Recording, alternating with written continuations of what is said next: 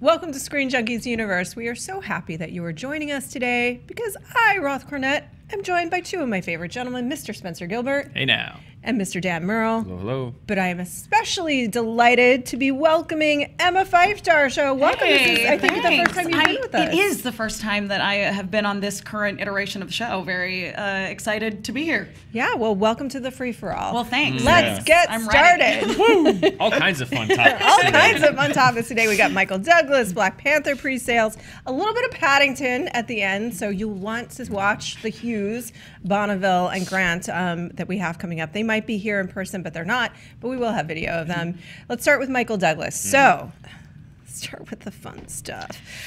So Michal Douglas did an interview with Deadline today, preemptively talking about a story that is set to come out in The Hollywood Reporter about allegations made against him. So in the interview, this is what Douglas said. This is a former employee of his that he is referring to, claims that 1, I used colorful language in front of her, not at her, but that I used colorful language. 2, she claims that in the conversations I had in front of her on the phone that I spoke raunchily or dirtily with friends of mine in private conversations. I fired her eventually for the work she was doing. But 3, she claims that I blackballed her from the industry and stopped her from getting another job. And then 4, she claims that I masturbated in front of her. Whoa, Douglas? that escalated quickly. Yeah. It went from like, I was joking around with my bros on the phone to like, I just whipped out my dick in front of her. Yeah, well, he says he didn't. Big diff. He says he didn't. So, absolutely, thank you. That escalated quickly, but he says that he did not do that. He said, okay, if she was offended by my language, she could have excused herself. Masturbating in front of her, Douglas said, I don't know where to begin. This is a complete lie, fabrication, no truth to it whatsoever. And then he tells the story of how this evolved with The Hollywood Reporter. He said that the reporter told me, we're almost there, guys. The reporter told me she did say that you never harassed her, never touched her. And I said, okay. So I didn't know where this comes from. The reporter said, let me digest all this and we'll sit on it over the holidays and get back into it afterwards. My family had a lovely holiday. We came back from literally on the last day of my arrival. The Hollywood Reporter got in touch with me and said, she's running around possibly trying to give the story to other people, so we're going to run with it. I said, I don't think that's justification just because you might get scooped to run a story like this. So there's a number of things to talk about in this, but let's start with that in terms of where The Hollywood Reporter was coming from by saying, hey, we've got to run. It's natural in journalism to some degree. But how do we feel about that they essentially said, according to Douglas, hey, we're not even sure how we stand on where we stand on the story, but we're going to run it because we don't want to get scooped.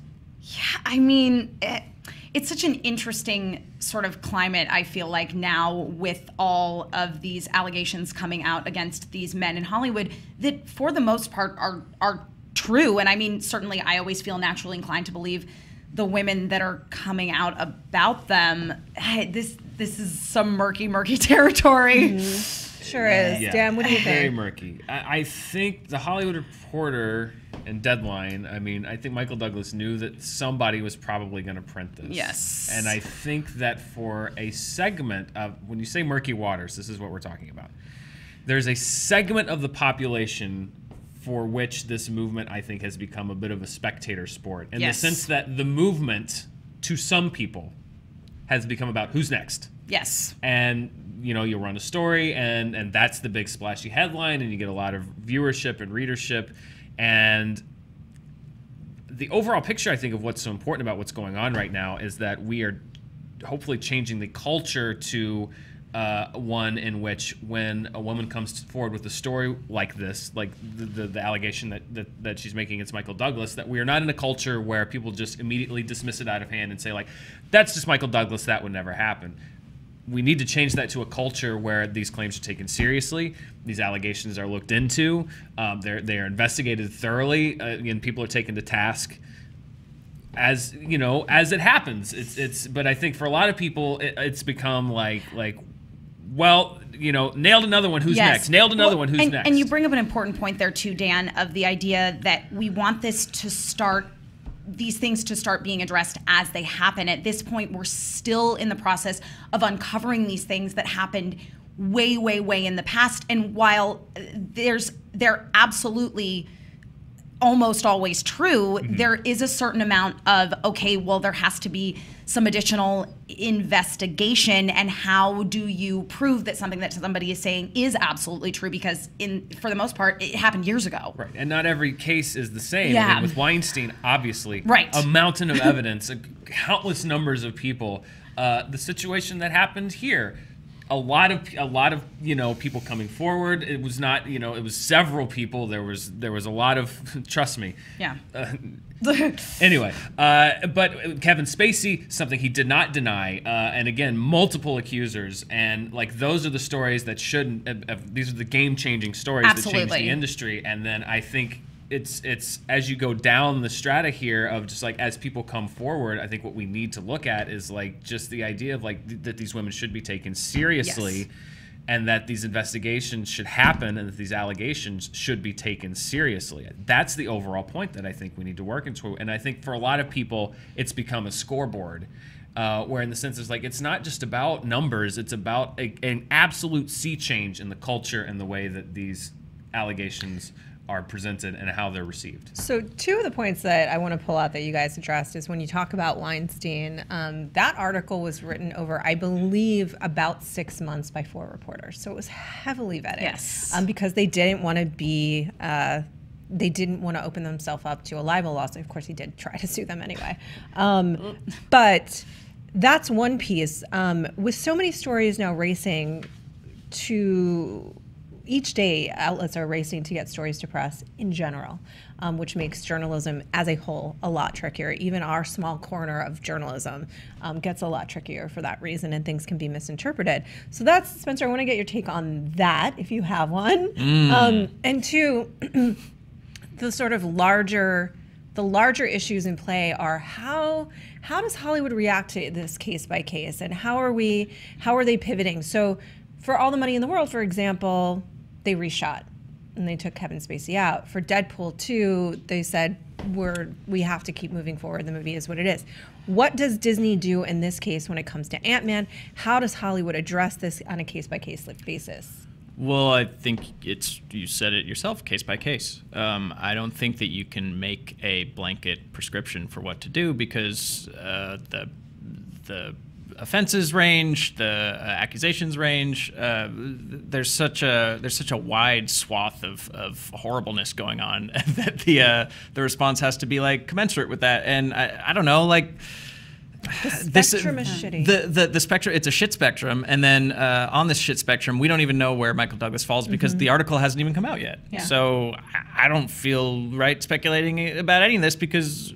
It's not even he said, she said at this point. It's just he said. Like, we haven't even heard what this... He said that she's going to say. He said that she's going to which say. What is her story? So, like, we're getting his version of her story. Sure. Her story might be worse than he's letting on. Like, Absolutely. that's the thing. Is it's so many people are just like, I'm going to pounce on this. Like, we don't have all the information. We don't know what's happening. And I think that is the thing is that we do need all of the information. Like, I think we need to hear her story. And, if her story is presenting all of these facts that turn out to be a lot more gruesome than his version of her story, and there is an investigation, and it does turn out that these allegations are absolutely true, then you get into the territory, again, as you say, Spencer, like sort of a case-by-case basis. Well, now we have a case for, Disney needs to potentially take some sort of action in regards to this with Ant-Man 2, potentially, Just Christopher Plummer for everything, guys. Just all Christopher Plummer. Recast Christopher Plummer. But I feel like they've already so performance captured Michael Douglas to de-age him in Ant-Man 1 that they can just trot that out again. Sure, right? You don't even need him. Have a CGI Michael Douglas and have someone scratch his voice. This raises a whole AI philosophical question, Spencer. If it's AI Michael Douglas, isn't it still Michael Douglas? No, because you could kill Michael Douglas and the AI could still be in the movie. So I think that's really the only reasonable thing to do here, right? Having seen the video game character. And like Kevin Spacey in Modern Warfare, like he looks, it's like they're there. Like that could be the punishment is we murder the human and let their ghost live on. Having seen the video game character they trotted out as Peter Cushing in Rogue One, I would argue that it is not the same at all. That was off-putting to me. Yes. I'm not gonna lie. It's such a sea change right now and such a big picture thing that there's no roadmap to this. There really isn't. I think that's the overall lesson that we're all learning, is that we're just going to have to imperfectly stumble through this, each and every one of us in each and every case, and try and figure out the best way forward. But yeah, we need to hear the whole story. And I'm sure Disney is having conversations today about this. But I want to circle back to the point about the press, which is, look, we talk about this, it's hard because there is a race to get things up. And I think that journalism, as this is endlessly discussed as a whole, is impacted. But another aspect of that is we as citizens of the world probably have a little onus as well to dive deeper than just reading the first sentence or the headline and then going on and making our judgments based on that. I'll give us an example. It came out recently, there was a story that Michelle Williams was paid markedly less for the reshoots for all the money in the world. And then that was tied into the story of the pay gap, which is a real thing. I remember when I heard this, and we talked about doing this story, and Billy said she got paid X and he maybe $1,000. These aren't the correct numbers, and he got $1 million. And I said, that is literally impossible. That is literally impossible by SAG rules. If she was getting paid scale, she would have gotten paid for one day. She would have gotten paid over $1,000. And she's Michelle Williams. She's not getting paid scale. So something is wrong here. Something's not right. We have to look further into this. Otherwise, I'm not comfortable doing this. And so he did, because Billy is amazing. Let's give a hand to Billy. Thank you, Billy. And uncovered that basically she had offered to do it for free because, she said, take my holidays, take my rate, whatever, I will do it because I'm so happy that you guys are taking the time to do this correctly. And Ridley Scott believed that everyone had said that. Scott was under the impression that everyone was working. Somebody did not say that. And maybe we have a little impression of what somebody did say. Oh yeah, Ridley, that's great. Yeah, no, I love the movie, definitely. I'm so glad Michelle's going to work for free. Get William Morris on the phone. Is Mark Wahlberg? Is he in that movie? Yeah, he's in All the Money in the World. Oh yeah. Basically, what happened was Michelle Williams was paid a per diem of $80 a day, and Ridley Scott was under the impression that everyone was donating their time. Right. And apparently Mark Wahlberg's agents called William Morris Endeavor, the same agency that Michelle Williams is represented by. So if I were her, I would be on the phone with them and negotiated $1.5 million in additional salary for the movie. So yeah. So what we want to make very clear here is that notably the pay gap is real. Yes. However, this is really unfortunate. It's like a straight up bummer for me because this was completely mispresented. Well, it was, and you're misrepresenting something that ultimately was a good thing, which was, as you say, that Michelle Williams was just so delighted that they were going to do the right thing and take Kevin Spacey out of this movie. And now it's being painted as, oh, she got paid so much less than her male co-star, which also does happen all the time. Yeah. But she was doing something because she felt that it was like good and right and just. I think this is a story of Mark Wahlberg and or his representatives being douchebags. Yeah, what the story is. It's the story of Mark Wahlberg seeing this as an opportunity to make $1.5 million extra dollars. It's just him being an asshole. Which, if you've seen Entourage, shouldn't surprise you. But I agree. Like the gender pay gap is an absolutely real problem. It's a real problem in Hollywood. It's a real problem in St. Louis, Missouri. It's a real problem in Tampa, Florida. And probably in many cases more so. Like it is markedly more so. As the son of a single mother growing up and just hearing these stories, I know for a fact that, this is a societal issue, much like this whole new era of being open and frank and believing and listening to women where they weren't being listened to and believed before is a societal change. But I think, again, it all ties back to the media. It seems like people are so voracious right now that even a story like this, now, if it came out that William Morris intentionally didn't tell Michelle Williams because they didn't think that she was worth the same amount of money as Mark Wahlberg, that's a story. Yeah. That's definitely a story. But from the information that we have right now, it sounds like Mark Wahlberg was kind of an opportunist and took money where Michelle Williams did not. Yeah, and it's all the money to Mark Wahlberg. Yeah, it's just kind of I'm sad by how it was presented because it just opens the door to being It's a like, more interesting story the more you look into it. well, yeah, than the one because on she the she surface. said, great, I will do this because it's the right thing to do. And he was like, And then like Ridley Scott. Just like, yeah, well, it was great. I mean, Ridley was busy like on his vineyard in France. Well, I think he was busy with his hair on fire. Like, Yeah. how am I going to save this movie? Like, Yeah.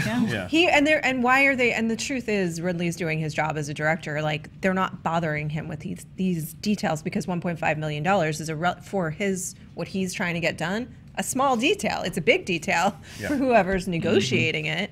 But for Ridley, it's a small detail. And he was like, yeah, everybody came back for free. It's like, maybe you did, Ridley. Maybe Michelle Michelle obviously did. did. well, yeah, Mark's agent and Mark enjoy the smaller boat that takes you to your larger boat. Yeah, An extra exactly. 1.5. Hope it makes a I difference. hope the last 24 hours have been worth this $1.5 million that you so artfully negotiate. That's the other thing. It's like, if you know Michelle Williams is working for free, you have to know that someone somewhere is gonna find out that you got $1.5 million, and you have to know the shitstorm that is going to cause. And it's like, how can it even be worth it?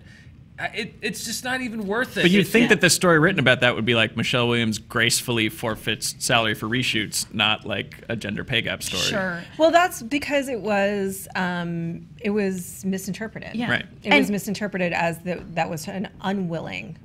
Yeah. But it's interesting to me, the people that were talking about it, because they must have known that math just didn't add up. Like, there's no.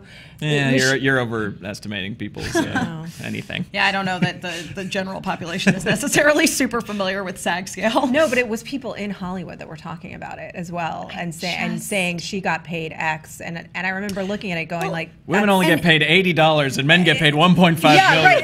It's like What is the world coming it's like to? impossible that would happen for an actress of Michelle Williams' caliber. But I think it circles back to that idea that you're trying to represent here, Roth, that people are so just like hungry and anxious to break a story that they will break a story before finding out all of the actual details and grossly misrepresent it in a way that makes, again, Michelle Williams look like she was being underserved when really, again, Mark Wahlberg was just being an asshole. Well, and if you dig into this, the actual fact that that Mark Wahlberg was getting paid a lot for this was reported by the Washington Post a while ago, days ago, weeks ago, and it was a headline, and it just kind of blew up in the last 24, 48 hours, and and the thing is, I don't want to sit here. It's like, I'm not advocating, like, I'm not going to sit here and say like nothing was going on. It's like, this is what it appears like. Oh no. Now, if today Michelle Williams comes out and says, hey, you know what?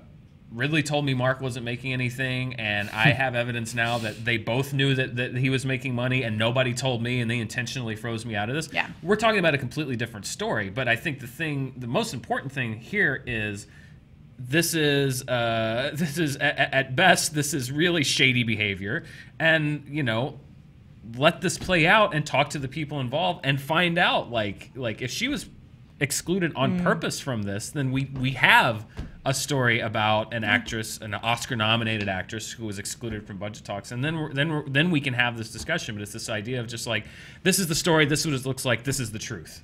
Yeah, I mean, you have to kind of get that perspective, I think. Yeah, two final thoughts on that. One is, I will say that I have empathy for those who are working at these outlets, because it is and I've said this before, but I really do, because it's a very, very competitive world that we're living in, and a lot of people are just kind of fighting for survival as this industry shifts around, and they're trying to keep people working and keep their outlets going. At the same time, and Spencer, you said this once, like, a lot of times we have to say so many things that we just end up saying dumb things. Well, there's that don't just make like sense, in, or are not right, and then we try and do right by it. So the news should only come out once a week. Yeah. Except for ScreenJunkies News, which should be every day at 11 a.m. And you should just know that we know we're not real journalists, and if you strung together the dumb things that I've said, it would be violently stupid. Yeah, we're just like the Ron Burgundy dumbasses that just read what's handed to us in the morning. We just read these things and try to clip. I'm getting the news the same time you are, but I don't think there's enough news for a 24-hour cycle in like the world. I definitely don't think that like Hollywood itself has enough stories to necessitate a 24/7 always on like content factory. I think that stories that matter happen like once a week at best, like that will really impact the industry or the world. That said, these people are still expected to keep people coming back and like keep them reading, keep them interested. So it's a thankless task, and we're all stuck between a rock and a hard place, and everyone loses. Hi, how's it going? Good morning. But do tune in every day at 11 a.m. for Shenanigans and good times. Well, that's you're coming here for Shenanigans. Hopefully we offer some level of insight. I know Dan does. Spencer does. Can we call it insightful Shenanigans? Insightful Shenanigans. Yeah. It's the Jon Stewart argument, though. Just like, you know, like our main feature is you writing a cartoon segue across. We shouldn't be the ones asking journalists to maybe have, you know, take time and report a story thoroughly. It's there it is. That should be the people at the news outlets, not us, right? It is the like, Jon I feel Stewart. like I'm taking crazy pills. Why are we the ones that saying we need to do better at journalism? We're not journalists. Yeah, I mean, the idea here is that, I mean, we have a desk. I was going to say, I mean, listen, I'm only a guest on the show, but I feel like, you know, if someone had invited me to be part of Insightful Shenanigans, I feel much more qualified to be on that than a news program, so I'm in. We're changing the title. Changing the title of the show. Insightful Shenanigans, because that is all that we offer and our very best efforts to do what we do. Hey, you want to hear some good news? Yeah. Black Panther is the highest pre-selling Marvel movie on Fandango, which is pretty cool. I'm very excited about this movie. I've said this. Have you bought your tickets? Well, I'm hoping. You're probably seeing a screening. I mean, yeah. Fancy like that. Not me. The question is, have you bought your ticket, Spencer? Because Dan and I are going to go to the screening. I kid, but it's true. Advanced sales for the movie have set a record. They are, what is this? $170 million. They kicked off the opening. Billy, I'm sorry. I'm totally lost in this. Oh, come on, Billy. Come on, Billy. Billy, run in. Billy to the rescue. I prepare the notes. That's some of the professionalism that we were just referring we were to. just talking about. So, no, what it was saying was that it is surpassing what Captain America Civil War had done in Fandango pre-sales, and this was saying Captain America Civil War opened up to 179 million the weekend it did. Now, that's not saying that Black Panther is going to open that big, but I think the conservative estimates of 80, 85 to 90 most likely will be surpassed. This could actually be one of the biggest February openings, eclipsing the first Deadpool. This is really exciting for those of us that are, I'm trying not to be overhyped because, as I said yesterday, I don't want to walk in with my expectations so high that I end up being disappointed, but you can't disappoint me. You're going to be amazing. Great news for those of us excited for the movie. Sad news for me and Dan, because maybe Disney doesn't need to send us to a screening, darn it. They haven't needed to send us to a screening since 2011. I'm excited. I think that there's going to be a lot of hype for this just because, like, now that we've all caught up on Oscar movies, the time between now and Black Panther, like, our only option is what new vehicle they've trapped Liam Neeson on to get It's a train, and I can't wait. It's a train. Thank you, Movie Pass. I cannot wait to go see The Commuter guilt-free. Yeah. Right, and that and a double feature with the 51st Shade of Grey. Yeah. Wow. So there's really nothing between now and then that gets me excited to go to a theater. So I think this will be huge, just timing wise. Question for you and Emma. I'd love for you to weigh in. What vehicle will Liam Neeson be on next? Oh, has Liam Neeson been on a submarine yet? See, I was going to go Zeppelin. You know? I was going to put him on a dirigible, like some kind of large floating. I said blimp yesterday. Yeah, blimp. Okay, He was on a battleship. Yes, he was on a battleship. But Or I feel like, you know, one of those like cable cars that like takes you up. like a Swiss cable. Yeah, car? exactly. Yes. Yeah. That'd be good. I'd like that. Yeah. A funicular. Those things from like the last that Wes Anderson thing goes to the hotel. Right. Oh yeah. He's trapped on that. I used to ride a tramway every day. Really? Every day. Yeah, I grew up on Roosevelt Island in New York, and you remember in Spider-Man where he's holding the tramway? Yeah. I rode that thing. Wow. Yeah, to get to school. Yeah. Emma, what do you think about Black Panther? We haven't Oh my goodness, I am so excited for Black Panther. I feel like I'm sort of in the same boat as you, Roth, from the perspective of I don't want to get too overhyped for it, but every new thing I see for it just makes me that much more excited. I mean, Chadwick Boseman, it's so great to me that you have this character who we have seen before. He's introduced in Captain America Civil War, and the fact that people are just like clambering over themselves, their seats, their neighbors to see this movie, it just gives me so much hope in humanity. Just from the point of view that, you know, finally we're getting these superhero films that are led by women, like with Wonder Woman, or with people of color. And the thing that we're really seeing with audiences is that there is an audience for that. And there is this whole group of people that are finally seeing themselves being represented as the heroic role, as, you know, the main protagonist who's going to save everybody, and that's a really good thing. Well, yeah, and it's, again, tying back into today's topic of sea change, it's for so long, and even just conventional wisdom, I'm sure I probably bought into it at some point, but the Hollywood conventional wisdom was just like, okay, there's the audience.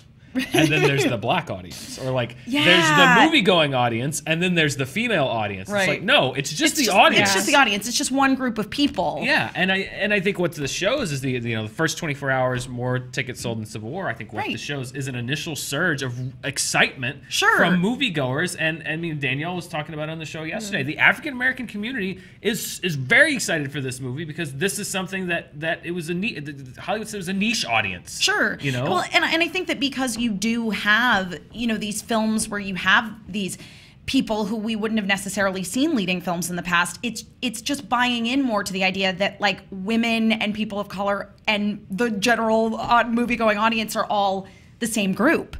and that you know, you have all of, and the idea that the people who were the audience aren't going to go see a movie because it's not about somebody that looks like them is a total fallacy. Like, you have to make a movie for either the black audience or the movie-going public. And it's like, no, like, that's...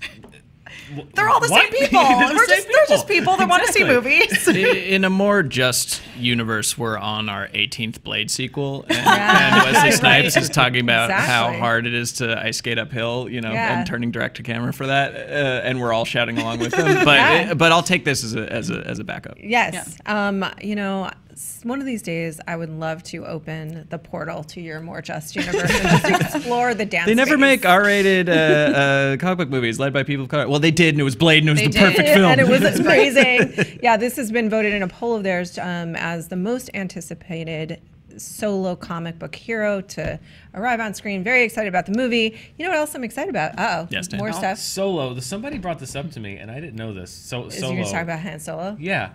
I didn't realize that movie's coming out in May. Yeah. No one's seen anything from it. I thought it was coming out in December. There has been a shocking lack of anything. They're doing more reshoots. How soon it's coming out. Well, I think probably like no one is working harder to get a movie done besides Ridley than Ron Howard right now. That's very true. Probably reshaping large portions of that film. But they could have pushed the release date for that months ago. No. It's I legitimately thought it was coming out in December. No. And then I saw it was like it's 4 months till Solo comes out and we've seen nothing, and I was like, oh my God, it's coming out in May? Oh man. Do you feel like it's a nothing to see, move along, nothing to see here situation? Stay. What? No Jedi mind trick here. No. I don't believe that this movie exists. I think I think that it's gonna be. I'm gonna see Gambit before I see Solo. Yeah, I feel like I've been sort of in denial. The thing with Solo is I just literally never think about it. So I think that's maybe, Dan, why you were like, right. What? This movie's coming out in May? Because it's now part of the Dark Universe. I think it's going to be a really interesting lesson for Lucasfilm and for us to see how people... What kind of business is this movie going to do? Because there seems to be zero traction on it from its base. There's no road. Who knows? No one's seen it. No one's seen, and again, like a live-action Star Wars movie. I just thought it was so preposterous. Just the thought of doing a live-action Star Wars. But I guess Marvel makes it work, so I guess I'm kind of a dummy. But of a live-action, I'm just something so spaced out. I didn't realize it was going to be 5 months after The Last Jedi as we get Solo. This will put it to the test of we've always been like, or I think I've said that they shouldn't give away anything from Star Wars movies. Just for the trailers to just say Star Wars movie, and then so we can all go in totally unspoiled. This will test that. Yeah, how great would it be if this was a Cloverfield movie and JJ just pulling the long con on everybody? I never get out of that basement. I want it to be a hybrid. That's the crossover I want in your in your dark universe. I feel like your universe is actually a beautiful universe, the Spencer world. There's good pop It's a culture, little- but hamburgers eat people. Well, you gotta take the good with the bad. You know what I'm excited about this weekend? My segue worked before, but not now. Paddington 2 is coming out, and if anybody's been talking about that little bear, I feel like I get invites to screenings of this on the daily. oh, well, you should go, madam. Treat yourself. Because I have a few Paddington converts out there. We're waiting to see what Mr. Dan Murrell thinks of it. Don't overhype yourself. It's a fun family film. That's all. I watched About the a first little- one last night, and it was delightful. See? Delightful. So we had the opportunity to do the junket with the Hughes, Bonneville and Grant. Last week, I was set to go, and I fell ill, and it was really tragic because I was really looking forward to it, and I really like Paddington. But we sent my good friend Scott Hoover to talk to the Hughes about British words because, as I may have mentioned, there was a word in this film that struck me. Tickety-boo. I had never heard yes. it, and I fell Everything's immediately. tickety-boo. Everything is tickety-boo. I immediately fell in love with this word, so I wanted to learn more British words. We did learn some really interesting British phrases and words in this film. I want to see which English slang words you guys are familiar with. I'm going to kind of test your knowledge on British terminology, and if you can define these words as I list them off. And if we get it wrong, does it turn out that we're French? Is that It might be. You might be exposing something. terrific? Do one's nut. I did my nut. I did my nut. Yeah, I got very angry. Yeah, that's all East End stuff. Hard cheese. Yes, that means suck it up. Bad luck. Bad luck. Hard cheddar can also be used. Okay. Trolley tinkering. Oh, that's at the supermarket when somebody tinkers with your trolley to put you off your shopping. I'm Nice. guessing that's a made-up one. That's a so I made-up feel one. like make-up It more. sounds like a sex game. Trolley tinkering. Yes. You made that up. That's not it. Richard III. Yeah. Oh, that's defecation. That's rhyming slang, isn't it? Yes, it is. Yes, it is. Yeah, well, Richard III, if you say, I'm sorry, mate, I've got to go and do a Richard III, it's the same as saying, I've got to go and do a Brad Pitt. Cack-handed. Cack-handed. It means, what does it actually mean? It means inept. Yeah. Hopeless with your hands. Curtain twitcher. It means a nosy neighbour. Do you have a favorite British slang? Wanker? That passes. I tweeted a picture of a wanker. Americans often ask me for the definition of a wanker. It was Donald Trump's son standing there with the tail of an elephant. Bagsy. Bagsy. Bagsy means me. I want to volunteer. I wanted to be me. To lay claim to I something. bagged the shotgun. I Bagsy the... No, shotgun in a car. Oh! You know, like people I get shotgun. Bagsy the knife. I Bagsy the Uzi. I Bagsy the knuckle dusters. You did excellent. We're not going to question your Britishness at all. Okay, great. We won. We I had got there. my We little passed the apartment test. in Paris all lined up. So cute. Delightful. And you know what? If you were delighted by that, which I was, we have a second clip.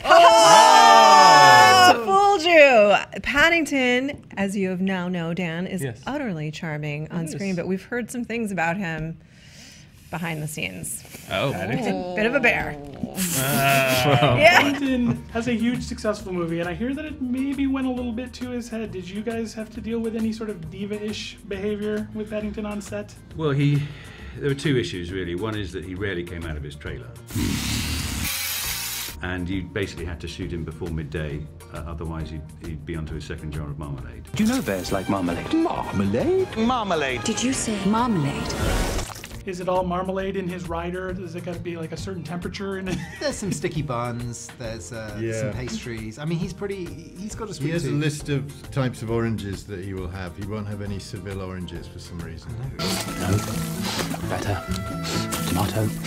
Lovely. He's the Ozzy Osbourne of the bear acting community. Please, be serious. I've had problems with leading characters like that. VIP, celebrity. After the success of his first film, he became impossible. It was a bit like Hugh Grant. Very, very funny. Oh. If we're not charmed, I don't know. It only got cuter. Why didn't you get to talk to Paddington? I don't know. That much of a Yeah, he's that much of a problem from what I hear. I mean, again, they had to just keep him away from charming. the press junket. It's just all gone to his head. Yeah. Don't want him to misrepresent this charming film. Never meet your heroes. You can't. Yeah, it's just a lesson that you learn very early on. Don't meet those heroes. But he is utterly charming on screen, as much of a dick as he apparently is behind the scenes. A wanker. A wanker. A wanker. And now we all know what a wanker means. We have a perfect definition. That one I knew. To be fair. So thank you to Scott Hoover for doing that, for stepping in. And we all got to see Paddington. You won't stop talking about Paddington. I know, because you got to see it. All right. He saw it last night. I Dan? saw the first one last night. Yes. I've seen the second one today. And what do you think of the first one?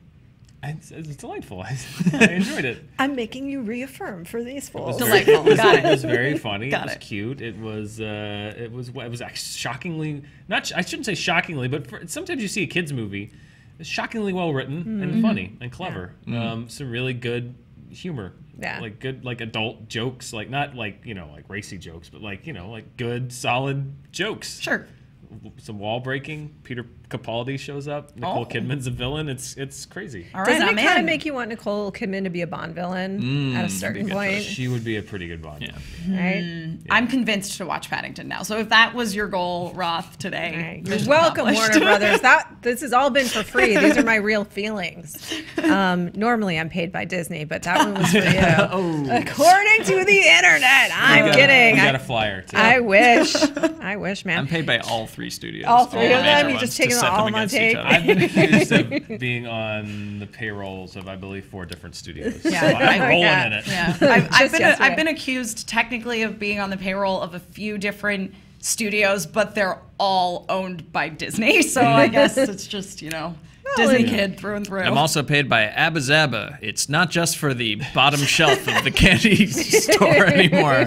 Please send me some Abba Zabas. Abba Zaba. Pretty soon, we're all going to be owned by Disney if we're not already. Thank you so much for joining us today. Where can the people? You can find me all over the internet at my name, Emma Fyffe, EMMAFYFFE, doing lots of things. Later tonight, Joe Starr and I are on a Star Wars RPG. It's really great. It's on a Twitch channel called Hyper RPG. That's at 8:00 p.m. tonight, twitch.tv/hyperrpg. And Joe Starr has said to me in the past that is the favorite thing that he has ever done on the air. Thank you, Joe Starr. To be fair, we did call him irrelevant yesterday. So I can see We why. did not say he was irrelevant. That was not said. I We know. love Joe. Stoking the flames of a conflict that doesn't exist. We love Joe. We're sending him lots and lots of love. God, flu season is a beat. It's awful. Everybody has to watch the Honest trailer. Speaking of Mr. Joe Starr and you guys, everybody watch the Mother Honest trailer. Mother. Thank you to the audience for voting it in because Yes. I did want to see that myself, so I appreciate that. And the commentary, we have that up as well. And if you like Joe Starr and you like Danielle Radford, Which we do. and you're one of the people, and there are many asking us if Movie Fights is coming back as a weekly show, it is. And it's coming back tomorrow. Yeah. And it's going to be Joe Starr versus Danielle Radford. And it's going to be a lot of fun. It's going to be a total delight. We love both of them so much. I can't wait to see them fight it out. I do think it's going to be probably one of the best spirited fights, though. They love each other so much. Yeah, there's not a mean bone in any of their bodies. So I know. we'll have to hit them with some cattle prods and get them a little angry before. Yeah, we'll have to put somebody on the couch. I was going to say, Casual. but Danielle can turn on this ass when she needs to. She's a very strong movie fighter. I have not had to For sure. face her as of yet, and I'm thankful for that because she's an exceptionally strong movie fighter, and I think Joe's going to have his hands full. So it'll be a good fight tomorrow live at 4 p.m. on the Screen Junkies channel. You should definitely check that out. And we will be back tomorrow at 11 a.m.-ish to talk about whatever things that Spencer thinks of. It's on you. Just appreciate JT for Let's a just second. wrap this up. So drop a Brad Pitt. Okay, bye. I love you, JC. Traffic, Brad Pitt, all kinds of stuff with JT this week. And he's literally pooping. And then Is he gone? he's gone?